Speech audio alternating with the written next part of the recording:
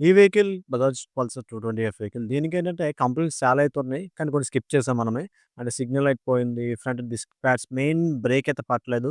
అది MC kit మార్చాలి, brake oil మార్చాలి, డిస్క్ ప్యాడ్స్ మార్చాలి. ఫోర్క్ ఆయిల్ సీల్ అయితే కంప్లీట్‌గా పోయింది. లోపల మడ్డొచ్చింది. ఫోర్క్ ఆయిల్ సీల్ ఎలా మార్చాలని చెప్పేసి ఫుల్ వీడియో చేశా. మన ఛానల్ ప్లేలిస్ట్ చెక్ చేయండి. సో, ఎంసీ కిట్ అయితే పని చేయలేదు. మార్చేయాలి, కిట్ మొత్తం మార్చాలి. అట్లనే ఇంజిన్ ఆయిల్ మార్చాలి. అట్లానే ఫుట్ ట్రస్ట్ లేదు. బ్రేక్ పెడల్ ఇరిగిపోయింది. వెల్డింగ్ చేయాలి. సో, ఇలా చాలానే ఉన్నాయి కదా! సో, ఇవన్నీ కూడా స్టెప్ బై స్టెప్ ముందు ఫోర్క్ ఓపెన్ చేసి ఫోర్క్ ఏసేస్తాను. సిగ్నల్ లైట్ మనం ప్రతీది కూడా ఓఏ వేస్తాం. సో, దీనికైతే పెద్ద బొక్కే ఉంది. ఆ బొక్కను మూసి సిగ్నల్ లైట్ ఎంతైతే పట్టాలో అంత రకం క్లాంప్ తయారు చేసి మళ్ళా పాతదాన్ని మళ్ళా మాన్యువల్ చేసి వేరే వెహికల్‌ది పనిచేయని వెహికల్ తీసి మళ్ళా ఆల్టర్‌నేటివ్ సెట్ చేసి మళ్ళీ ఒరిజినాలిటీగా మొత్తం లోపల ఇన్నర్ సెట్ ప్లాస్టిక్ వెల్డింగ్ చేసి ఐరన్ క్లాంప్ కట్టి మళ్ళా దాన్ని ఒరిజినాలిటీ చేసాము. అట్లనే సిగ్నల్ లైట్ అయిపోయింది. ఇంక పెండింగ్ ఏముంది?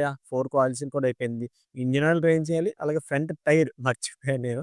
ఫ్రంట్ టైర్ అలానే లాస్ట్‌లో బండి షేక్ వస్తుందని చూస్తే బేరింగ్స్ పోయినాయి. బేరింగ్స్ మార్చాల్సొచ్చింది. అలానే డిస్క్ ప్యాడ్స్ చూసారు కదా! కంప్లీట్‌గా అరిగిపోయాయి. మళ్ళా ఇంకా డిస్క్ ప్యాడ్స్ కూడా మార్చేసి పాత బేరింగ్స్ రిమూవ్ చేసి సైజ్ 6202 వస్తుంది. 6 ఇంకో నంబర్ ఏదో వస్తుందబ్బా! నాకు కూడా ఐడియా లేదు.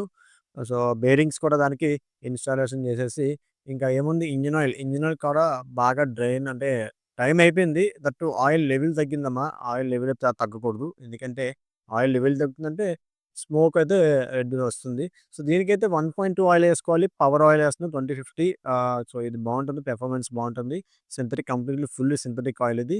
సో, ఇంజిన్ ఆయిల్ పోసేసి కొన్ని కొన్ని పార్ట్స్ అయితే స్కిప్ చేశాను. ఎందుకంటే షార్ట్ వీడియోలా ఉంటేనే బావుంటుంది గదా!